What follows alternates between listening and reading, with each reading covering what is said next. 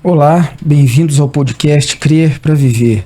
Esse é o nosso episódio de número 18. O tema do episódio de hoje é Conversão e a Ética da Justiça, parte 2. Eu sou Timóteo Madaleno, tenho o prazer de ter na mesa comigo Laércio Guimarães, amigo, professor Cláudio Ivan de Oliveira, pastor, amigo também, e o professor Anderson. No último episódio disse que ele era pai, amigo, professor e pastor. Um pai na fé e um pai intelectual também. O professor Anderson está presente comigo na sala de aula, quando eu estou falando, em várias outras ocasiões. O professor Cláudio também, em grande parte. Então, é um prazer estar com vocês aqui e continuar o que nós começamos no último episódio. Muito importante lembrar o seguinte: nós estamos aqui com um motivo, com uma causa. Nós queremos tornar claro o evangelho do reino de Deus. E esse evangelho tem que ser anunciado de graça, gratuitamente.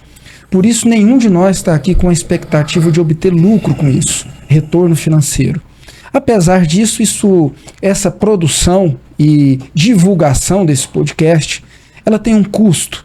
E algumas pessoas têm nos ajudado, têm contribuído para manter até agora o podcast.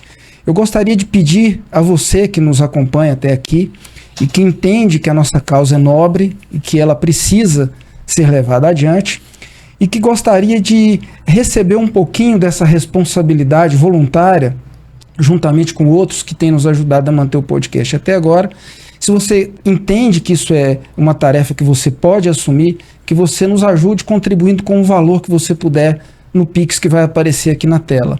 O nosso objetivo, a nossa meta é continuar fazendo isso crendo, com fundamento na crença de que o evangelho é poder de Deus para a salvação, para a cura de cada pessoa que ouvir, compreender e crer. Continuando o que nós falamos no último episódio, foi um episódio em que foi feito um interessante, instigante e algumas vezes até inquietante diagnóstico de uma cultura da qual nenhum de nós escapa, Nós estamos inseridos nela, seja no contexto da família, no contexto religioso ou da fé, da igreja, seja no contexto do trabalho, onde a gente está, existem valores, existem modelos de vida, formas de vida, racionalidades presentes que estão nos levando para uma direção. E essa direção ela é oposta àquela que foi ensinada e vivida por Jesus. Então a gente está tentando entender, o último episódio eu acho que se dedicou mais a esse diagnóstico do que a qualquer outra coisa, entender os traços dessa cultura, os valores predominantes nessa cultura e os desdobramentos disso nas interações humanas, nas motivações humanas, na subjetividade humana, e para então, tendo feito o diagnóstico, a gente compreender, veja bem, isso aqui é o que está acontecendo, está aqui um contraste. A gente quer lançar luz, uma luz que entre num ambiente de trevas para produzir vida, para produzir cura. A escuridão ela não permanece onde a luz entra. Então a gente está aqui com o auxílio da providência. Eu entendo que é um movimento do Espírito de Deus que atua através daquilo que a gente faz. Eu espero que ele nos ajude conduzindo a conversa que nós vamos ter aqui agora. Retomando de onde nós paramos, Uma sociedade pós-tradicional, onde valores fundamentais da fé estão ofuscados, suprimidos, e onde o respeito à autoridade, a racionalidade afetiva, a solidariedade com as necessidades do outro e uma série de outros valores fundamentais estão, eu diria que, suprimidos. Talvez possam ser encontrados muito raramente em alguma interação, em alguém. E nós conversamos bastante sobre isso e vamos ver de onde a gente parou. Me ajuda a lembrar de onde a gente parou para a gente retomar essa conversa. A sociedade pós-tradicional, do ponto de vista da filosofia moral, é uma sociedade, o perfil dela, a natureza dela é antiética, Antiética porque se não existe uma base moral configurada nesse dualismo bem e mal, nesse binarismo, então nós não temos condições de identificar, quando olhado para o fulcro da sociedade, o fulcro da cultura moral, quando a gente olha e nos descobre que o bem e o mal são pensados de forma bem definida e respeitado dentro dos seus limites, quando nessa sociedade a cultura da transgressão se transformou numa espécie de fenômeno procurado por muitos ou pela maioria para justificar, em certo sentido, até mesmo um sentido dado para a vida, uma vez que na sociedade cultural, a finalidade ou a sensação se torna um valor em si mesmo, né? Um valor em si mesmo porque, na verdade, ele não pode ser explicado em termos de uma compreensão ou de uma explicação racional. A sensação é algo que se sente, não é algo que se explica, né? E se nós temos essa, de fato, o que se configurou aí, a formação de uma sociedade educultural, então a base de tudo isso então é mais uma base moral. A base dessa sociedade deixou de ser moral. E agora tudo passa a ser determinado pela sensação. Tudo passa a ser determinado pela cultura, pela psicologia da sensação. Então, como é que se faz o bem numa sociedade com esse traço cultural? É um problema. Como é que se pratica justiça numa sociedade com esse traço? É um problema. É um problema porque o conceito de justiça é um conceito que traz a ideia de transformação, seja da subjetividade do indivíduo, seja de uma subjetividade coletiva. Portanto, nós temos, junto com a proposta do conceito de justiça, uma intervenção. Se diz que o juízo é a manifestação da justiça. E essa foi uma definição dada pelo Barth, né? Aquele teólogo que a gente sempre está citando aqui. O juízo é o meio pelo qual a justiça se comunica.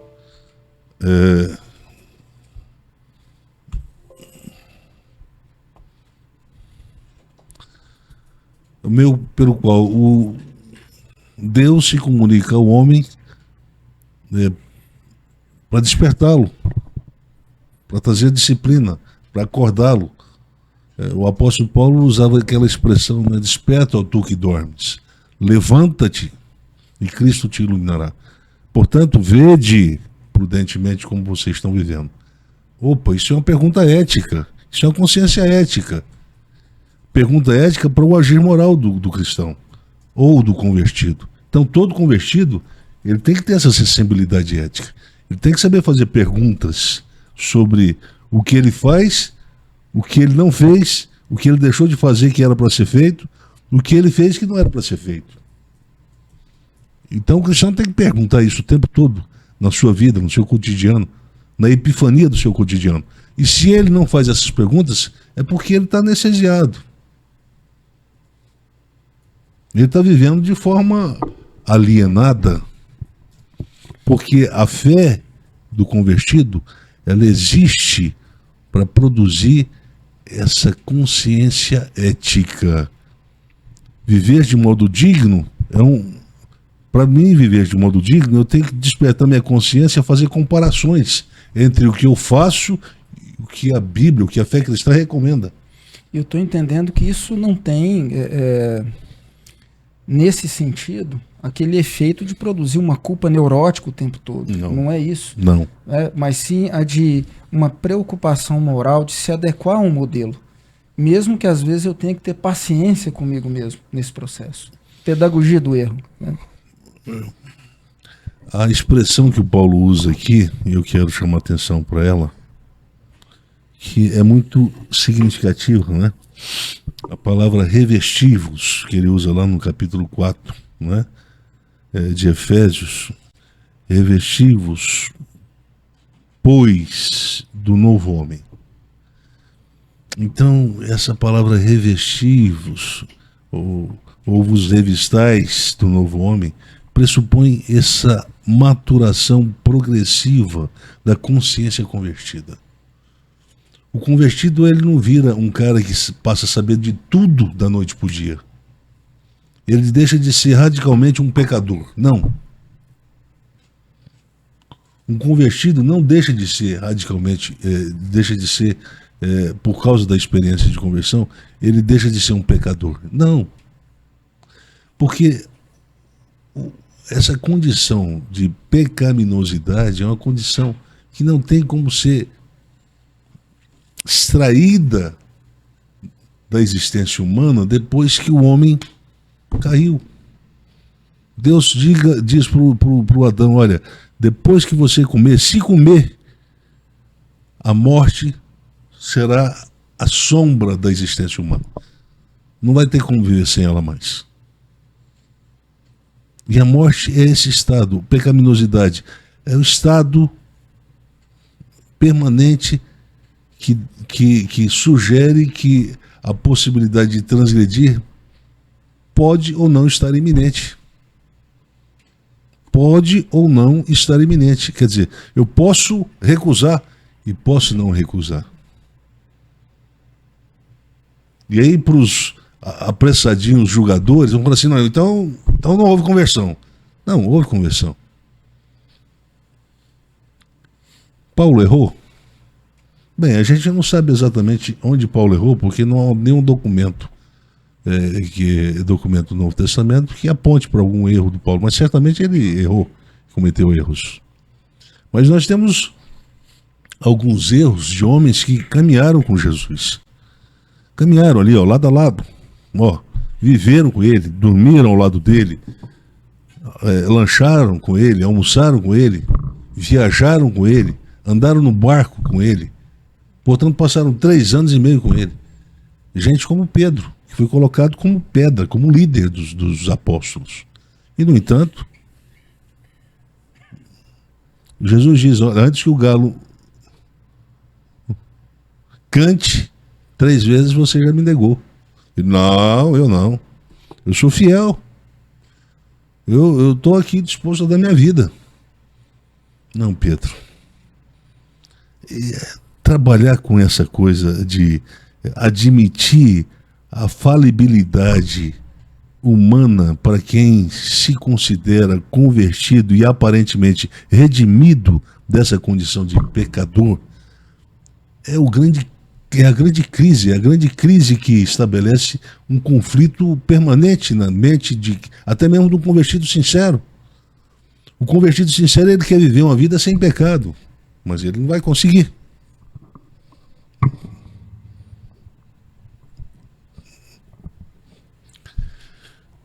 Ele não vai conseguir. Ele vai ter que ser honesto.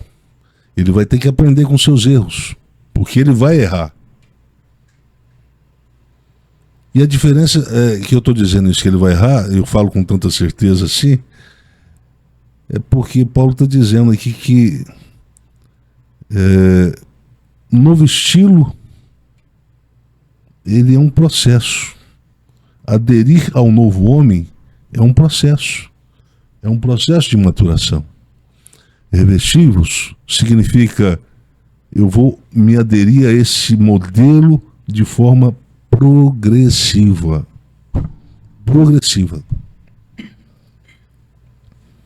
Portanto, se adere progressivamente a um novo estilo de vida, ou a um novo estilo de estilo, como um estilo de roupa, né? Eu me lembro que teve uma vez que eu usava umas roupas assim, que, para quem não me conhece, eu faço musculação há quase 40 anos, eu acho que já tem quase 40 anos, se não tem, vai ter, porque eu comecei em 85, então tem 39 anos que eu treino musculação. Mas eu estou inchado assim, não é por causa da musculação, é porque eu estou cheio de ferroada de marimbono, por isso que deu uma inchada em tudo. Mas não tomo bomba também não, viu? Então, antes de vocês fazerem juízo maldoso aí, eu também não tomo bomba não, viu? Então, esse conflito de ao mesmo tempo ser santo e pecador, como é que a gente resolve esse dilema? Esse é um dilema que parece que povoou o imaginário da tradição rabínica. Paulo trabalha esse conflito da tradição rabínica no capítulo 8 de Romanos, 7 e 8 de Romanos. Mas é um conflito que está presente também na ética do Novo Testamento. Porque existe o ideal que está relacionado, o ideal moral que está relacionado ao estilo de vida do segundo homem, do novo homem criado segundo Deus. O padrão é alto, de justiça e retidão segundo a verdade. É alto. Moralmente muito isso aí. Por quê? Porque são padrões instintuais. Depois da queda do homem, a compulsão instintiva superou em grau e qualidade a nossa capacidade ponderativa. Ponderar a forma como a gente vive se transformou em uma coisa muito complicada. Por quê? Porque a gente vai fazer uma avaliação moral de um comportamento que, de fato, não funciona como comportamento moral. É a tentativa de um natural coexistir no espaço moral. É assim que a gente vive. Somos seres instintivos. E dentro do mundo e da nossa, eu diria, da nossa natureza humana, agir instintivamente é fazer o que é previsível, é agir da forma previsível. Quando a moral estabelece um padrão de vida, significa que ela tem a intenção de nos redimir do nosso estado de natureza, de nos tirar desse estado de natureza, de nos santificar desse estado de natureza. Mas não é fácil, porque alguma coisa influenciou a minha psicologia. E hoje eu descobri que ser instintivo dá mais prazer do que obedecer um alto padrão moral de vida. Esse é o dilema que está presente aqui no capítulo 4 que Paulo traz. Então, quando vem a conversão, essa conversão deve ser considerada um fenômeno marcado por uma nova disposição. Preste atenção, isso que é mais importante para você que está nos ouvindo. E qual é essa nova disposição moral que não estava presente? Não é uma nova disposição instintiva ou instintual. É uma disposição moral. Ela não estava presente. Mas se ela não tivesse presente depois da conversão, ou um pouco antes da conversão, certamente todo o esforço moral feito da nossa parte para tentar transitar do espaço natural para o moral seria em vão. Essa disposição Paulo e o grego chama de panignesia. Alguns traduzem como novo nascimento. Alguns, uma nova disposição mental. Panignesia não é o mesmo que metanoia. Metanoia é uma coisa, panignesia é outra. Houve alguns autores, alguns intérpretes do Novo Testamento, que tentaram dizer que os autores dos evangelhos, autores diferentes dos evangelhos, pensaram o mesmo fenômeno usando conceitos diferentes. Pannenberg entendeu assim. Na verdade, Mateus, Lucas entende um fenômeno que o João entende com um conceito diferente. Não é bem assim. Eu entendo de outra forma. Eu vou me dar no direito de, com toda a reverência, discordar do Pannenberg, que para mim é uma das vozes mais respeitosas em termos de autoridade do Novo Testamento que nós temos no mundo, no século, desde que o Paulo entrou aqui em cena e que fez uma teologia para nós, uma antropologia teológica para nós. Deixou isso como legado, né? Portanto, a panignesia é essa nova disposição que nasce com a conversão. Então, justifica a nossa insistente vontade de recomeçar quando a gente descobre que transgrediu o que não poderia ser transgredido. Entende o que eu estou falando? Portanto, a panignesia é uma espécie de força que nos levanta sempre quando a gente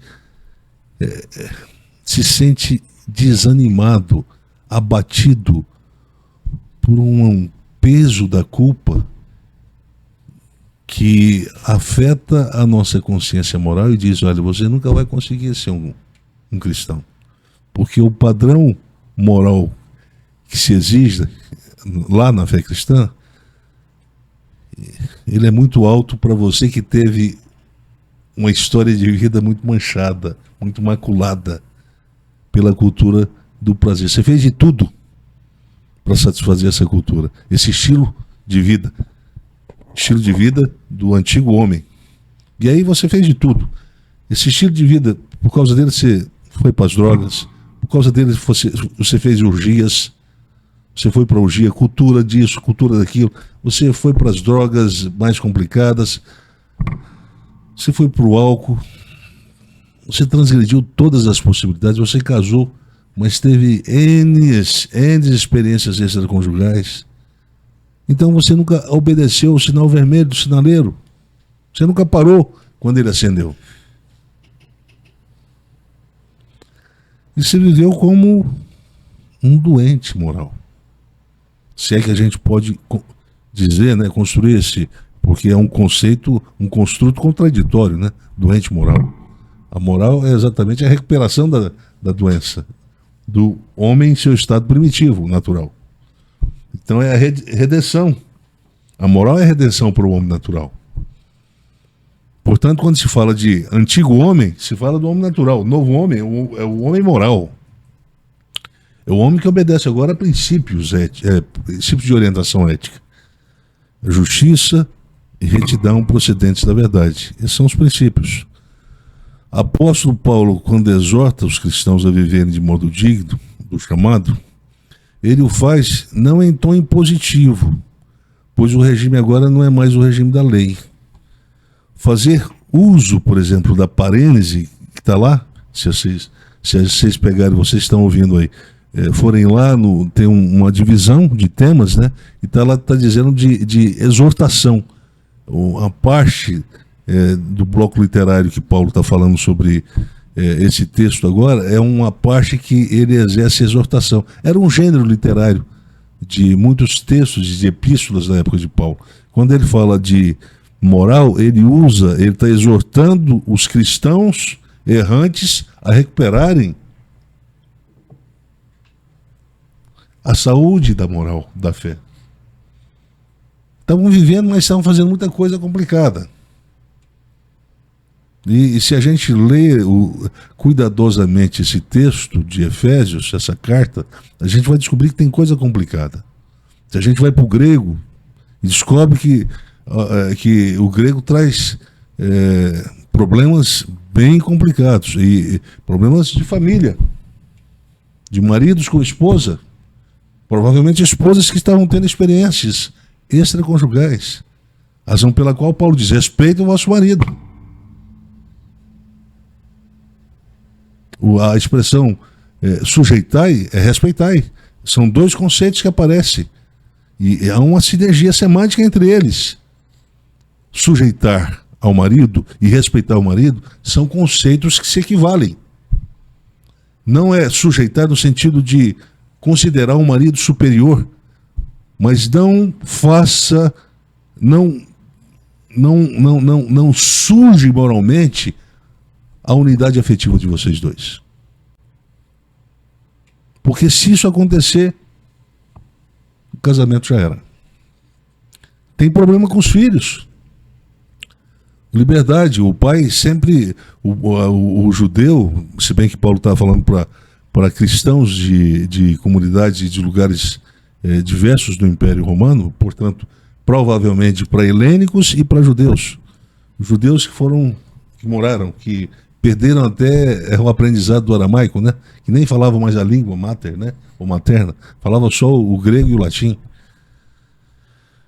E Paulo está falando para essa turma, falando assim: olha, vocês estão querendo entrar demais na vida, vocês estão querendo escolher tudo para os filhos. Então, não aborreça os vossos filhos. Mas isso não é em tom de mandamento, mas de sugestão. Paulo está dizendo: olha, isso é uma sugestão que eu estou dando. Os filhos de vocês vão ter que aprender a exercer a liberdade. Portanto, eles vão ter que aprender a discernir o que é mal e o que é bem. Desde cedo. Agora, isso eles vão ter que aprender a fazer. Se vocês querem fazer isso por ele e escolher as escolhas deles, isso vai trazer problema. Daqui a pouco eles não querem decidir mais nada na vida. Eles não querem fazer mais escolhas. A expressão pusilânimes, para que eles não se tornem pusilânimes. Então, existe problema em relação aos filhos de pais. Os filhos estão tratando os pais com desonra, provavelmente. Paulo sente necessidade de exortar os filhos. Olha, isso não dá. Isso não convém aos santos, aos convertidos, esse tipo de conduta moral. Ou que nega a moral. Então, veja bem, isso é vida de convertidos que estão titubeando. Estão dizendo assim, olha, ora a gente vence e ora a gente cai. Só lembrando, para quem não assistiu os episódios anteriores, né, isso foi dito lá atrás, ó, a lei impõe, o valor orienta. Paulo está trabalhando na perspectiva de um valor. Exatamente, exatamente. Obrigado pela professor Cláudio. À medida que você fala, você diz viver fazendo perguntas, não é? Que tipo de perguntas, então, aí, se é dito para as mulheres respeitem vossos maridos, os filhos aos pais, os pais também não danifiquem os filhos, não é? Então se trata de uma pergunta. À medida que eu transito nas minhas interações cotidianas, a minha pergunta é se eu estou danificando o outro, se eu estou sendo justo ou se eu não estou sendo justo com ele. Simples, a compreensão simples, não é?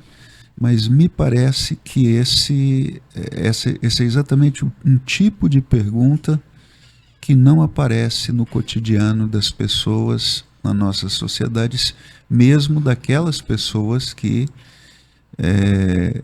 estão no espaço religioso, se entendem como convertidas, não é? Se é um convertido, essa pergunta tem que aparecer. Não porque o outro reclama, mas a partir da minha própria disposição, não é? Na minha lógica de interação, eu danifico, eu leso o outro? É a pergunta que eu entendo que precisa ser colocada à medida que a gente pensa o conceito de justiça, não é? Pois é, então existe uma base moral, isso que o professor Cláudio falou agora. Existe uma base moral que torna a pergunta uma pergunta com sentido ético, né? Quer dizer, como é que eu tenho consciência de que eu estou fazendo mal? É porque eu sei o que é fazer o bem. Eu sei o que é fazer o bem. E como é que eu sei o que é fazer o bem? Então vamos fazer o seguinte, vamos lembrar o que Jesus ensinou lá atrás. Paulo está falando para uma comunidade de muitos anos depois que Jesus viveu com os discípulos. Muitos anos depois. Aí ele vai refrescar a memória. Como é que a gente define o conceito de Dikaiosune? Conceito de justiça. Faça para o outro o bem que você queria que ele fizesse por ti. Simples assim. Conceito muito, muito difícil de se compreender na prática. Aliás, na teoria. Mas na prática é isso que significa. Na prática é o seguinte: se ele te fizesse isso, você ia ficar contente ou triste? Triste. Então, não faça isso com ele. Queira para ele o que você quer para você. Vamos distribuir de forma equitativa as oportunidades na vida. Os privilégios, se existem. As possibilidades, se existem. Mas vamos fazer de forma equitativa, porque o conceito equitativo está preconizado no conceito de dignidade. Dignidade, axias, no grego. Está lá. Andei de modo digno. Daí vem a axiologia, a ciência que estuda valores. Está aqui o valor, justiça. Quais são os comportamentos que estão associados a esse valor? Um deles, eu não vou fazer nada que atrapalhe a vida do outro, nada que danifique a vida do outro, nada que prejudique a vida do outro, nada que traga algum tipo de lesão à vida do outro. Pergunta. Pode. Pergunta. Então, e como que a justiça se manifesta na questão do olho por olho, dente por dente? Porque, se eu entendi, ou seja, aquele que fez alguma coisa para o outro que ele não queria que fizesse para si mesmo, ele não agiu com justiça. É isso? E vamos falar assim, o que ele recebe quando ele é preso, quando ele é julgado, quando alguma coisa, o pagamento é para que a justiça se manifeste? Ou isso é outra coisa? É a diferença, é outra coisa. É a diferença entre a lei e a graça, Laércio. Porque o comportamento retributivo, olho por olho, dente por dente, ele é coerente quando entendido à luz da lei. A lei não trabalha com a variável de tolerância. Passa um sinaleiro vermelho com guarda do lado para ver o que vai acontecer. Você passa e estaciona o carro e fala, eu duvido, desculpa. Assim, então toma multa para você pagar depois. Não tem tolerância. Tolerância é zero. Graça. Se errou, você tem consciência? Tem. Pede perdão. Não Perdão? tem mais. Perdão é a tolerância que faltava à lei. Só que você não precisa pedir uma vez ou uma vez por ano. Porque você vai pecar várias vezes. Você vai errar várias vezes. Você vai falhar várias vezes. Por quê? Porque existe um conceitinho miserável que está no imaginário social, o conceitinho de perfeito, de completude, e que um sempre entende que o outro falhou quando não fez aquilo que ele queria. O fulano é falho. Por quê? Porque uma vez ele me contrariou, eu esperava uma coisa dele e fez outra. Então é por isso que ele é falho, é? É assim que a gente define o perfeito e o imperfeito? Ele é perfeito quando o que ele faz satisfaz a base das minhas expectativas. Ele não é perfeito quando ele frustra isso aí. Essa base de expectativa. Mas então esse trem é muito frágil, esse conceito de perfeição, porque a base é de natureza psicológica, não é moral. Tem que satisfazer um ideal. O meu ideal de uma pessoa que é meu amigo, uma pessoa que se aproxima de mim, é ter um comportamento que me satisfaça nesse quesito. Bom, é difícil aplicar a justiça nisso aí, né? Porque o complemento que a gente tem que colocar aí é o complemento da egocentricidade, né? Quando eu falo, ele não me satisfez, ele me contrariou, ele me entristeceu porque ele agiu de uma forma que eu não queria. Não, existe o seguinte, eu tenho um padrão. E a partir do meu padrão é que eu estou julgando o comportamento dele. E se não satisfaz o meu padrão de expectativa, eu vou dizer, olha, ele não se encaixa no conceito de perfeito. E aí começa toda a briga. A perfeição pode ser o ideal da lei, mas da graça não. A graça desmerece do conceito de perfeição. Desmerece. Não é necessário ser perfeito. E aí, não vamos conseguir chegar à plenitude da moral? É necessário? Se é necessário, Jesus precipitou na cruz. Ele salvou o cara antes do tempo. Tinha que ter deixado ele mais tempo, amadurecer. Ter maturidade moral. Fala assim, Jesus, tá cedo, deixa o cara provar que ele se converteu, virou um cara do bem, etc. Não cura ele agora não, ele acabou de... Você tá falando do ladrão. Do ladrão. Do ladrão. Você entende como as coisas são complicadas? A gente não pensa isso nas igrejas. Mas tem um vizinho falando mal do outro. Porque eu tô contrariado. Mas por que você tá contrariado? Porque eu fui na casa dela, ela me serviu um chá, mas um chá sem açúcar. Colocou aquele negócio esquisito lá, como que é o nome daquilo? Adoçante. Isso foi uma ofensa. É isso que eu digo, ninguém é perfeito, né? Mas, moça, sai da igreja. Porque viver dentro da igreja para a senhora vai acabar morrendo aí, ó. Vai ter um problema do coração, daqui a pouco só vai ter que ir um psiquiatra aí para tomar um remédiozinho aí, de tarja preta, por causa disso aí, ó, essa intolerância. Intolerância é uma psicopatologia. Só que é uma psicopatologia que não tem uma definição dentro dos padrões científicos da idade moderna. Por quê? Porque veio uma ciência chamada psiquiatria que teve que dar nome para certos comportamentos humanos. Mas é só isso que a psiquiatria fez. E a gente acredita que todos os nomes que ela deu a todos os bichos é correto. A gente não sabe se o Adão deu o nome de elefante, né? Mas será que elefante combina mesmo com esse bicho de tromba e 2 orelhas grandes? Acho que não, hein? Está mais para um dragão, hein? A gente confia no psiquiatra. Mas eu conheci psiquiatra que só descobriu qual era o problema do paciente dele depois de 10 anos de tratamento errado.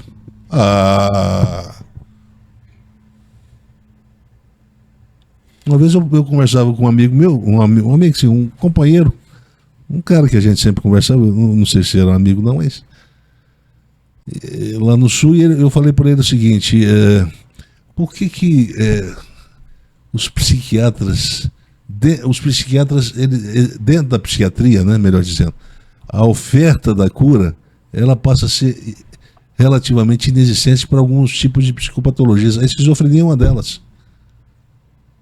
Eu falei, existe uma perspectiva de cura para isso? Eu digo cura medicamentosa. Não. Por que não? Por que não? Porque não existe o interesse na cura. É simplesmente isso. A saúde, o conceito de conversão preconiza esse movimento da graça em direção à cura.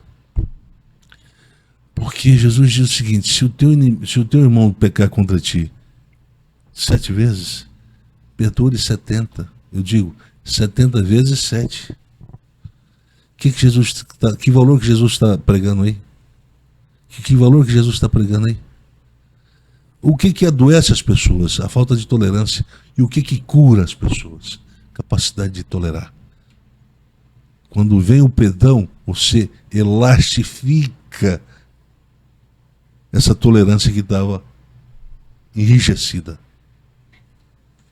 E aí você se torna mais resistente para conviver no espaço social, sem se adoecer. Veja bem, essa é uma nova compreensão psiquiátrica do Novo Testamento. Estou te ouvindo há muitos anos, né? Então, às vezes, quando está fazendo uma reflexão, eu me recordo de alguma outra reflexão lá de 15 anos atrás. Eu me lembro de uma reflexão que fala daquela situação em que o profeta Natan chega para o Davi. Ele era o rei, ele que era a pessoa capaz de instituir a justiça naquela situação, e ele conta uma história, né, olha, tem uma injustiça acontecendo, e a intolerância do Davi, né, em ser muito duro, na verdade revelava um problema que o Davi estava escondendo, né, um mal que ele tinha praticado e estava escondendo. Então talvez essa psicopatologia revelada na intolerância esconda algo mais, né? Sim. Além é uma capa, uma aparência de querer ser justo, mas na verdade esconde a própria prática da maldade, né? A intolerância ali era com o comportamento do outro, e tolerância em relação ao comportamento dele, né? Só que ele descobriu que era dele depois que o profeta revela, né? Assim, olha, esse cara aqui que roubou uma ovelhinha de um cara que tinha só uma ovelhinha, ele tinha centenas. É o que você fez. Você tem quantas mulheres? Você precisava pegar de um cara que só tinha uma? Só tinha uma. Você tem quantas? 10? Não te satisfaz 10, não, 15. Você ainda tem que ir lá e pegar a mulher do cara que só tem uma. Daí é a analogia. Uma ovelha, várias ovelhas. Puxa vida. esse cara merece morrer. Falei assim, ó, e se eu dizer para você que é ser esse cara? Falei assim, Deus precisa me perdoar. Deus precisa me perdoar, eu vou ter que orar. Mas por que você não perdoou o cara quando você estava interpretando? Essa é a nossa doença.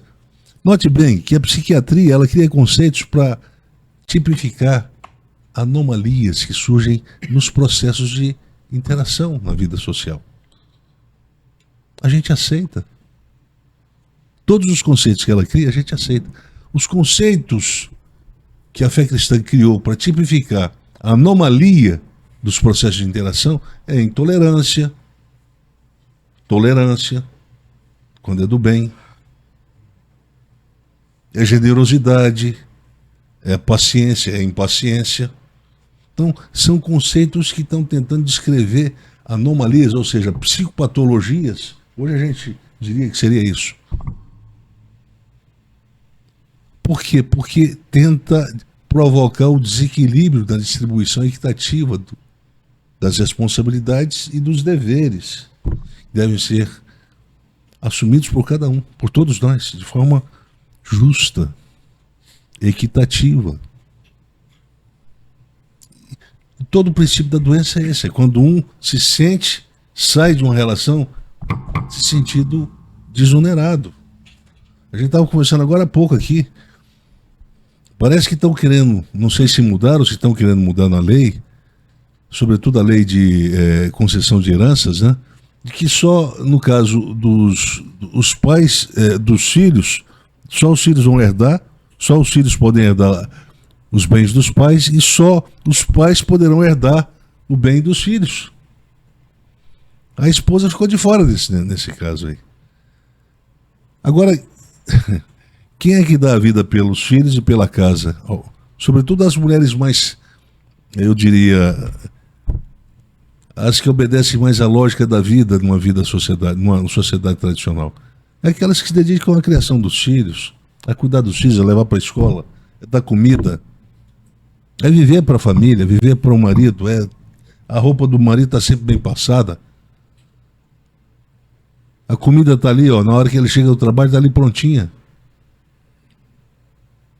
Ela chega no fim, o marido resolve falar assim, bye bye para você, porque eu achei uma mais novinha, mais cheirosa, os meninos já estão grandes, já são adultos, eles também não estão preocupados com isso, então faz o seguinte, você vive a sua vida e eu vivo a minha. Mas como é que eu vou viver a minha vida?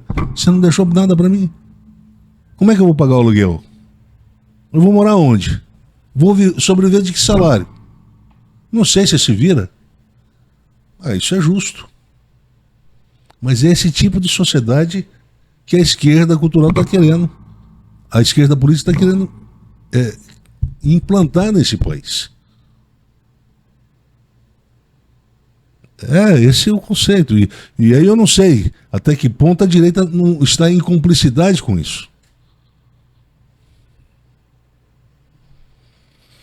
O fato é que quando se pensa justiça, a gente pensa num princípio de equilíbrio. É um princípio de equilíbrio para manter a saúde como possibilidade, direito de ambos que pertencem à mesma estrutura de interação.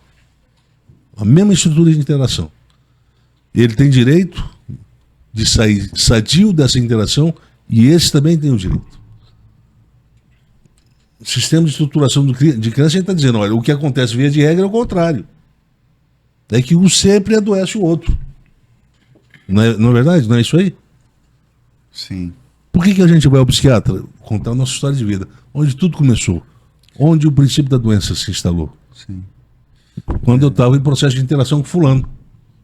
Lembrando o conceito de competitividade, microfísica da competitividade, nós exploramos em um podcast anterior, numa sociedade caracterizada pela microfísica da competitividade, as lógicas de interação adotadas pelos indivíduos são de natureza patogênica, isto é, eu preciso danificar o outro para afirmar minha superioridade. Portanto, o objetivo é fazer com que eu saia, entre aspas, saudável e o outro saia doente. Fere um princípio de justiça aí, né? E de bondade ao mesmo tempo. Isso. Não tem como desconectar. Não, Não tem como não desconectar. tem. Se você pratica a injustiça, você pratica a maldade. Exatamente. Exato. A gente tinha falado disso lá no início, né? Vai ver a convergência dos três valores. E interessante, né? Porque Jesus, ele fala, ele não coloca o amor como... O Paulo não coloca o amor como valor. Interessante, né? Os filhos da luz. Quais são os frutos? Justiça, bondade. Bondade está pressuposto. A raiz é a mesma do amor.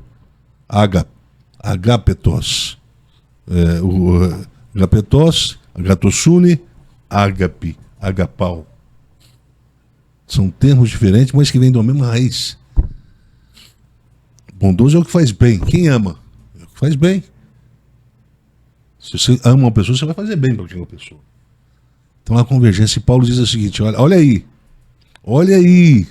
para os caras que estão querendo unir judaísmo, lei judaica com graça neotestamentária. Paulo diz, olha, tudo se resume. Se você obedece qual é o mandamento que Paulo diz que tem que ser obedecido? Quem obedece ele, obedece todos os demais. Qual que é? Amor. Me ajuda? Amor? Ama o teu próximo como a ti mesmo. Se você faz isso, você cumpre todos os outros mandamentos. Só que isso não está no decálogo. Você viu que o problemão que o Paulo criou com os judeus aí? Além de dizer que é para amar como Cristo amou. E não como a si mesmo. Que problemão. E os caras pretendendo guardar o sábado, etc. E o cara falou assim, olha, eu tenho um mandamento só que me interessa que vocês cumpram. Um só. Pega o decálogo, tira o decálogo agora. Do horizonte. É só esse agora. Cumpra esse, que os outros todos estarão sendo cumpridos nesse.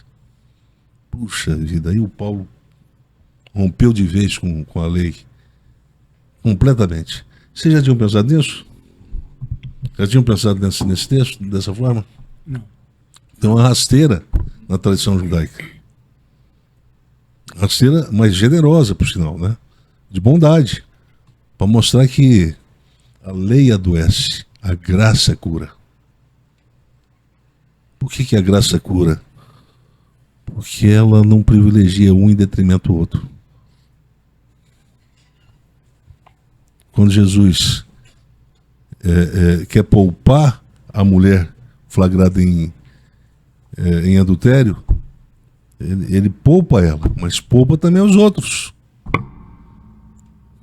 Ele é bom para os que queriam tacar pedra, porque ali eles todos cometeriam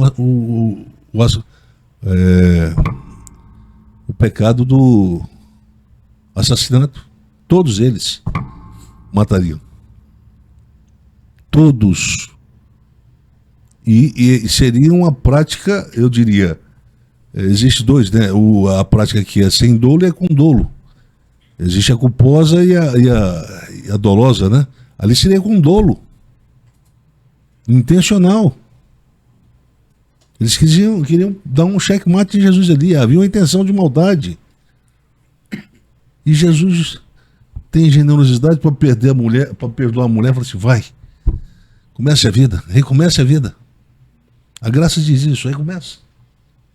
A lei diz, olha, você tem que pagar, você vai ter que ser punido.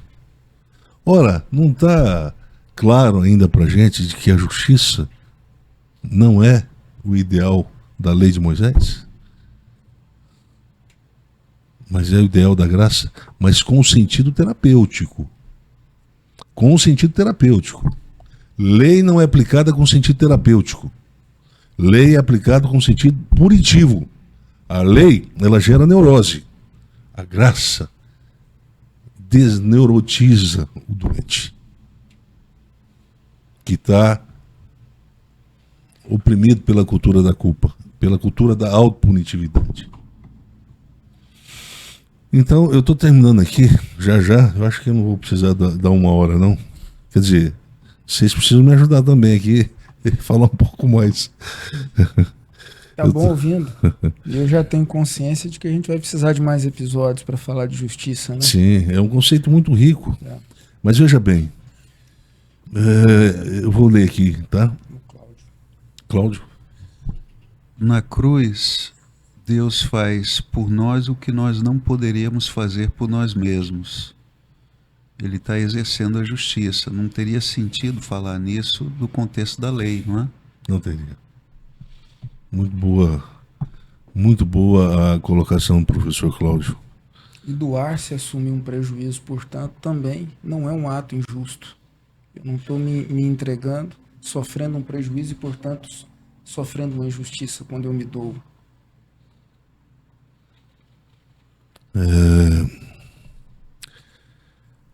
De Kaiosune, o apóstolo, quando se refere a de Kaiosune, a justiça, apresentando-a como uma espécie de demanda moral da fé no Cristo de Deus,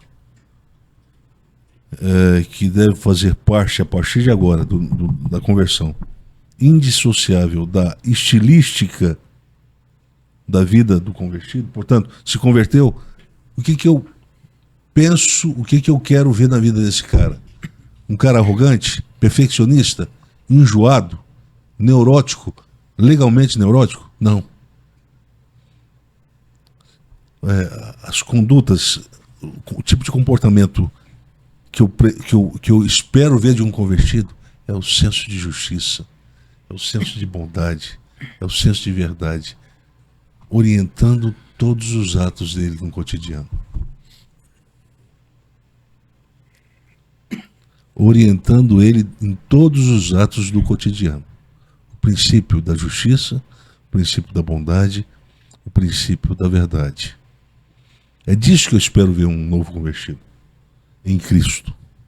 Portanto, isso se torna estilo de vida.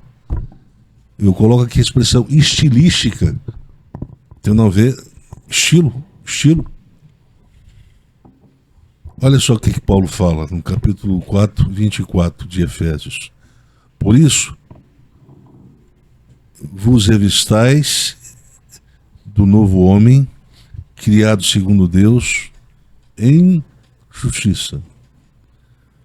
Veja bem, essa criação, veja bem, a composição os insumos.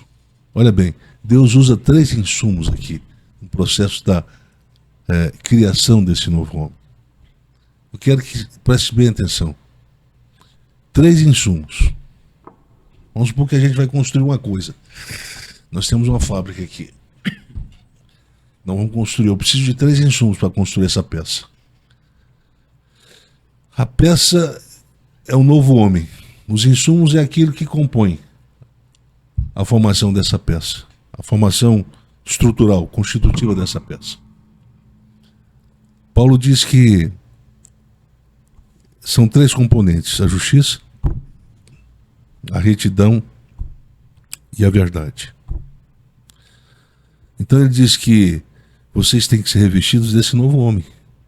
Porque esse novo homem, ele é criado a partir de componentes morais,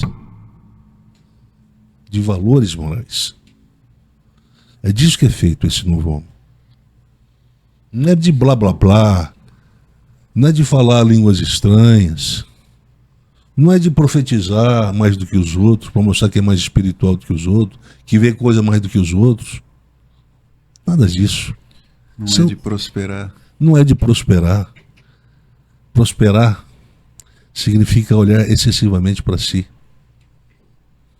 Quem prospera é quem esqueceu de olhar para o outro. Um pouquinho que seja. Olha para o outro. Quando se não olha para o outro, é porque se perdeu a capacidade afetiva. Quem perde capacidade afetiva é quem tem transtorno. Quem tem problema de embotamento afetivo. É o esquizofrênico.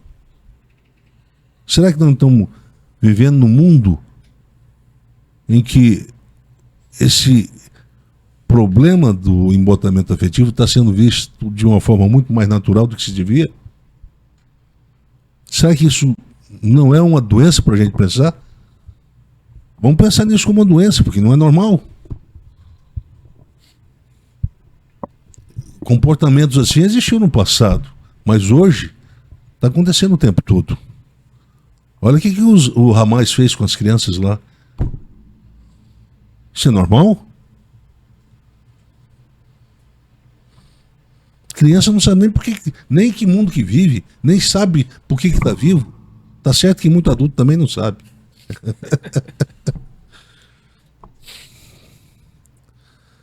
Mas quando se fala então de revestir, é de valores morais. Porque o novo homem vai aparecer dessa forma.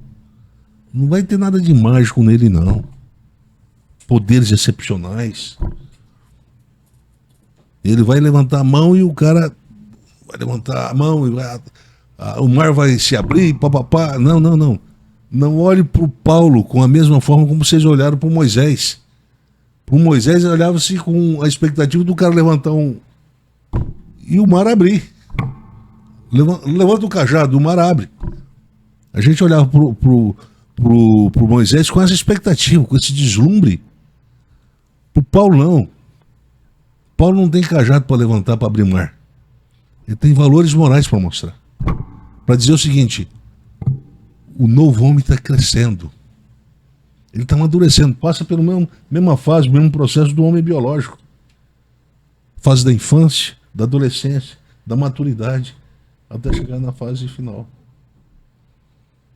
Então, vai... Só que aí é uma fase final sem o fim da morte. Porque... Sim, sim. É o fim no sentido de que é a maturidade, né? O clímax da maturidade. A palavra revestir-vos, ela na verdade é uma construção, uma dupla construção, né? Em sastai, na expressão no grego. Sugere aderência progressiva a um novo estilo de roupa moral, que se deve vestir a partir da conversão. O conceito de justiça, então, como estilo de vida, tem dimensões semânticas desconhecidas, que vão muito além das que sabiam a tradição rabínica da época. Por quê? Porque o rabino media o justo e o injusto pela lei. A lei era a regra, era o cano, era a regra de medição. E ainda se pensa que no juízo final, o que vai ser utilizado para julgar o homem, todo homem, vai ser a lei de Moisés. Não é isso que se pensa? Os evangélicos não acreditam nisso? E se eu disser que não? Que Deus vai julgar não é às vezes que você cometeu um mandamento, você cometeu, transgrediu um mandamento. Transgrediu um mandamento para o judeu, o mandamento da lei de Moisés. Ou que você cometeu um pecado, você que é cristão. Fez o que não deveria. Bem, se eu for ser julgado por condutas isoladas, o julgamento vai ser complicado.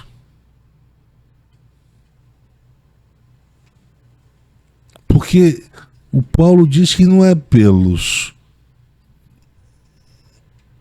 condutas individuais, ou melhor dizendo, pelas transgressões excepcionais, que Deus vai julgar a minha vida, ou de quem quer que seja. Depois eu volto a esse tema, tá? Sobre julgamento. Mas só para quem está escutando ter uma ideia. Ele vai condonando, não é a partir. Mas eu adulterei. Uma vez eu adulterei. Agora eu perdi minha salvação. Mas é fácil perder uma salvação assim? Quem é o juiz que vai te julgar? É o Deus e Pai do nosso Senhor Jesus Cristo? É o que amou o mundo de tal maneira que deu seu Filho unigênito. Aí você comete um pecado e é para o inferno, meu filho. Não tem papo. Mas por que eu vou para o inferno? É porque a lei disse que você não pode. Mas para aí, quem é superior aí? O Senhor ou a lei, Deus? Se Deus julga pela lei, então a lei é superior a Deus. Mas nada é superior a Deus.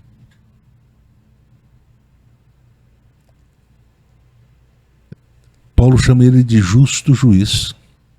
É o senso de justiça, que é o arbítrio, que é o critério que Deus usa para julgar o ser humano. Portanto, Deus julga não a transgressão isolada, mas o estilo de vida que ele aderiu.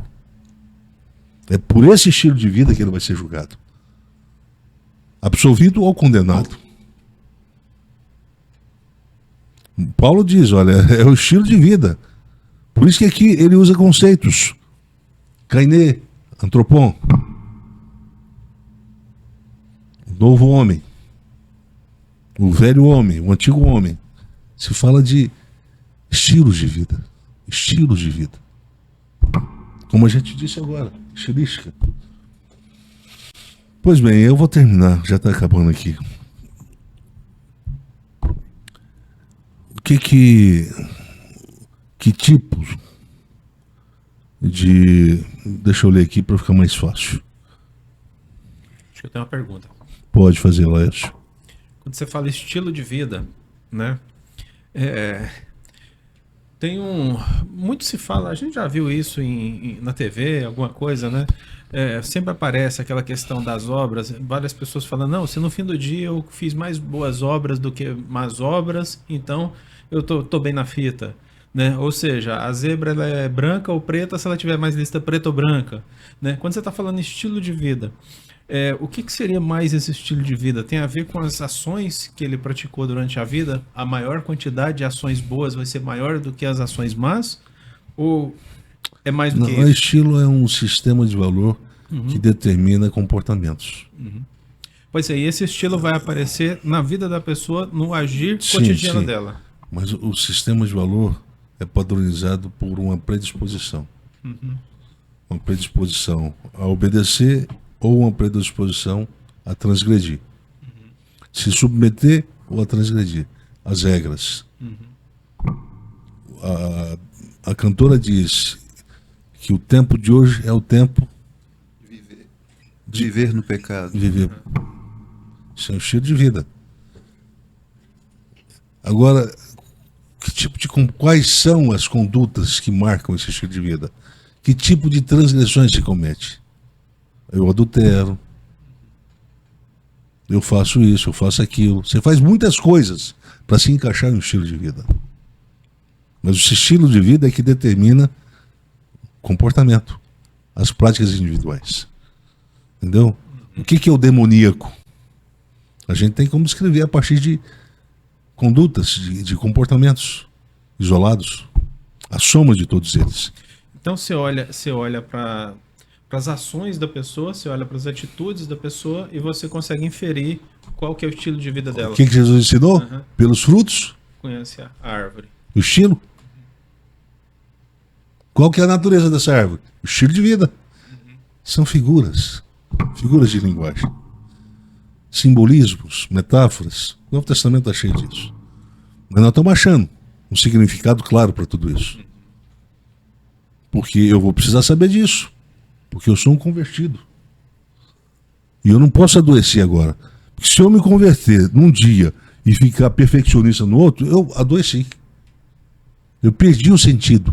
A pureza da conversão, perdi. Eu fiquei bobo da noite pro dia. Agora eu sou certinho, o perfeitinho, e vou cobrar a perfeição de todo mundo. Não, isso aí não pode. Isso aí também não pode. Quem vai aguentar viver perto de uma pessoa assim? Quem vai conseguir? Esse cara vai conseguir criar a cultura de tolerância? Ele vai conseguir despertar sentimento afetivo nas pessoas? Ou sensibilidade afetiva nas pessoas? Para provocar a coesão social,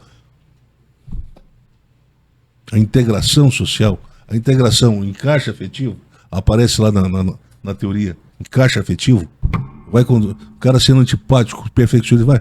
Não, então, aí a gente tem que saber diferenciar fé cristã de judaísmo. O judaísmo produz perfeccionistas, legalistas. Fé cristã não. Produz os fracos, os que não são. São esses que Deus escolhe. O time que Jesus formou dos apóstolos não tem nenhum cara com poder excepcional ali. Cada um mais fracassado que o outro. Reúne o time de fracassados e fala assim, agora vem e me segue. Eu diria fracassados morais. Ou fracassados do ponto de vista moral. Então agora a graça é isso. A graça vai curando. À medida que vocês aceitam que é possível praticar justiça, mesmo não perdendo a natureza de pecador. Paradoxo, né? É isso aí. Isso é a santificação. Isso é a santificação. Paradoxo é isso. Como é que pecadores conseguem praticar justiça? É só eles fazerem o que Jesus fez. Aí a virtude não é autoglorificante. Não é deles mesmo. Não produz a soberba, a autoelevação, a híbris do Agostinho. Não produz. Por quê? Porque o Paulo diz, olha, eu não tenho que me gloriar em mim, mas no Cristo, e este crucificado. Então, quando eu pratico a justiça, eu imito a Ele. Eu tenho uma ideia do que é um comportamento justo, por causa do comportamento dele. Não foi eu que criei esse comportamento justo. Eu importei, eu aprendi, eu fui ensinado. Entende? Revesti-vos. Revestir é pegar uma coisa que não é naturalmente minha. Concorda? Não estava em mim naturalmente. Eu tive que vestir, me apropriar. Uma vez que eu vesti, agora, com essa vestimenta, alguém vai lá para mim e diz, mas você virou uma nova pessoa. Eu nem te conheci. Tá entendendo? Como é que é? Pode falar, Bruno. Não. Quer me ajudar um pouquinho?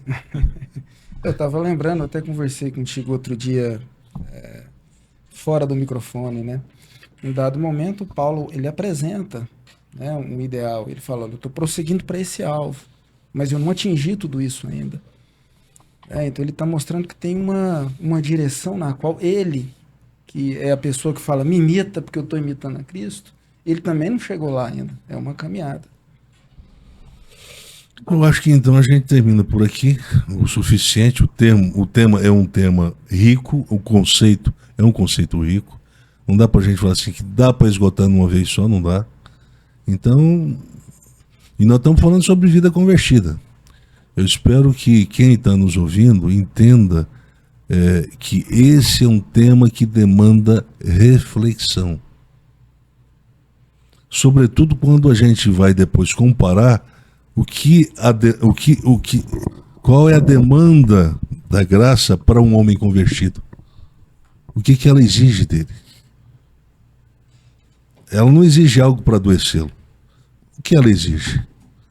Ele pode praticar isso no mundo de hoje, o mundo que foi exposto agora pelo professor Cláudio, agora há pouco, no episódio anterior. Então, eu acho que, para quem está nos ouvindo, eu peço que tenha paciência, tolerância, porque nós estamos construindo uma compreensão cristã sobre um evento, fenômeno, que praticamente foi deixado no meio das igrejas. Essa coisa da conversão. O cara entra para a igreja, chega a 10 anos, você já estudou sobre o termo conversão? Não, nunca estudou. Você já quis saber sobre o que significa? Não. Então, tá aí a nossa participação. Que Deus possa nos ajudar a avançar na compreensão disso. Como sempre está nos relembrando o professor Timóteo, de uma expressão que é do Barth, né? Eu me pergunto se a igreja está compreendendo e comunicando corretamente o Evangelho. Essa é uma preocupação que eu compartilho com o Barth, que todos nós compartilhamos. Será que a igreja está compreendendo e comunicando corretamente o Evangelho? Eu desconfio que a igreja como está aí, essa igreja institucionalizada, ela não compreendeu e nem comunica corretamente o Evangelho. Mas eu também não sou o salvador do mundo, nem nós quatro aqui, nenhum de nós quatro. O que a gente está tentando fazer é apresentar a fé cristã, é a forma como a gente vive. Fracos, que vivem com senso de justiça. É isso que nós somos. Construção desse paradoxo. E aí Deus pega esses fracos e envergonha os legalistas. Assim, comigo ninguém pode. Eu tenho a lei. Eu tenho a força. He-Man. O pessoal da lei tá mais pro He-Man. A gente não. A gente tá mais para aquele pássaro que fala, tô fraco. Mas anda, rapaz. Que Deus possa nos abençoar, né? Eu quero pedir aqui a alguém que faça uma oração para a gente concluir. Eu acho que, a menos que alguém queira